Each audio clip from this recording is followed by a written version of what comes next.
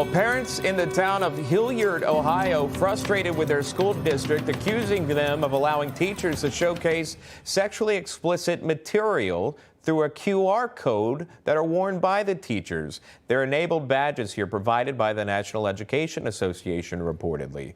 And allegedly, those badges link to this, a website with what seems to be some controversial content here in terms of where parents stand and what's being taught in a classroom. Lisa Chasey and Omar Tarazi are two Franklin County, Ohio parents. Welcome to you both. We do appreciate that. Lisa, if I could start with you. Good morning to you. Talk to me about your you're a parent. How old are your students there? Yes, I'm a parent. I'm also director of Ohio Parents' Rights and Education, and I have one son who is a sophomore.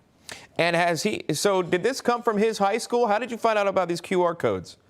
I actually found out about it from a very brave teacher who's a whistleblower at an elementary school in the district. She took a picture of the badge and sent it to me, and I immediately scanned the QR code and discovered that video that you're showing a screenshot of right now. Took me about 3 clicks to get to it, and I was literally horrified at the information that I found. So this is not a high school. This is allegedly, from what you're told, in an elementary school. Did I get that correct, Lisa? It's in all of our schools, elementary, middle, and high school. Okay. Omar, I'll move to you. Talk to me about your experience with these QR codes, where you stand with this. You have a child, I'm assuming, that is in this county as well, this district? Yes, I do.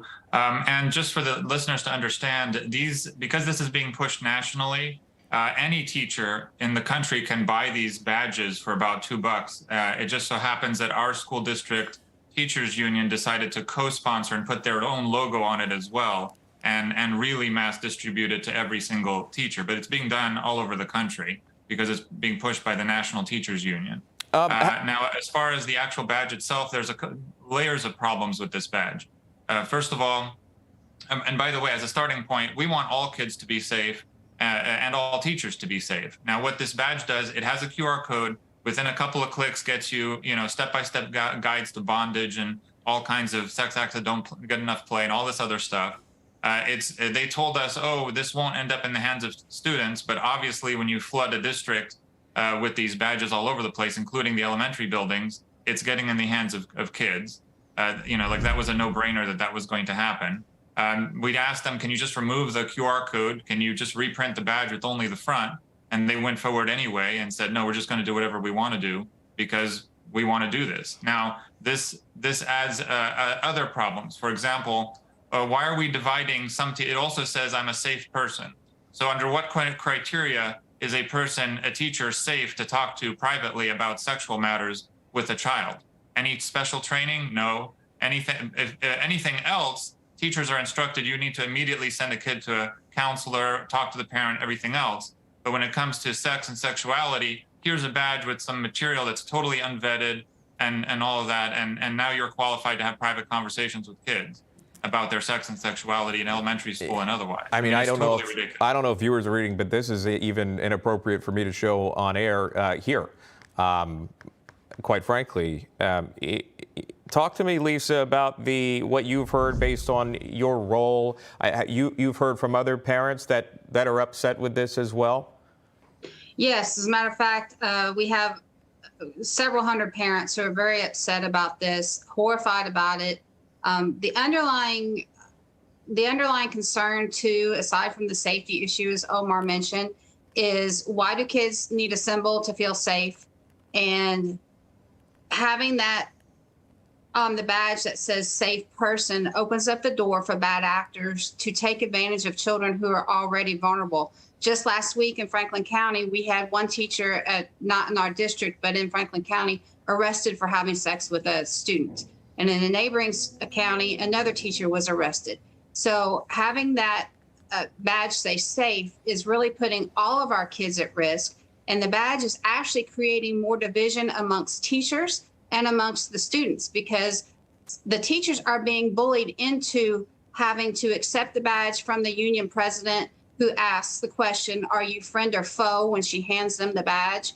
And then students who are not part of the LGBTQ community are also feeling neglected and left out, and it's leading to more bullying.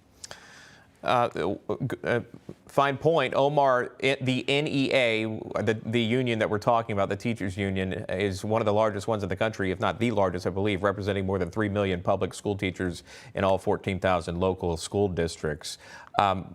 Talk to me about the efforts in pushing back against this. Has there been pushback? Is there a petition? Clearly, both of you are not in favor of these badges within the classroom, specifically younger classrooms as well. But talk to me about that. Is there an effort underway to push back against the teachers union here, Omar?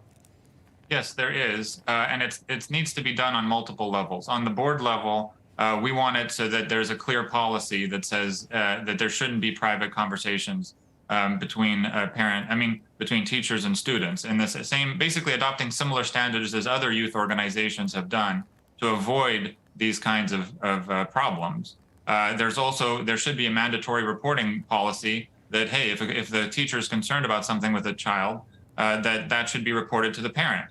Now we're getting the board and the teachers union pushing back hard on those proposals because the school district is actually taking the position that if a child in 3rd grade is identified as transgender by the teacher can give that child and support that child's alternate name, alternate sexual identity, and simultaneously lie to the parents and talk to the parents about, with the other identity and the other name. And maintain that's okay for the school district to do, because, as they put it, they're in loco parentis. They can choose whether or not a parent is safe or unsafe to know what they're doing in the schools. I think all that is completely ridiculous. There are some parents that are working on possibly filing a lawsuit as it relates to that. I'm personally actually on city council and I'm actually running for state house right now because I think we need better state laws. We actually have laws on the books that say that you have to get parent permission if you're going to do sex ed. It's very simple. We're not against sexual education. It just has to be done with permission of the parents. But you see what's going on, that they have an agenda, they're pushing it, and we need tighter laws, and we need a better hammer from the legal side statewide so that people actually respect it, because it's just not being respected at this time, in my opinion. We're out of time. I appreciate you bringing that to light and your reporting there from both of you. We appreciate that. Lisa Chafee, Omar Tarazi, thank you for that.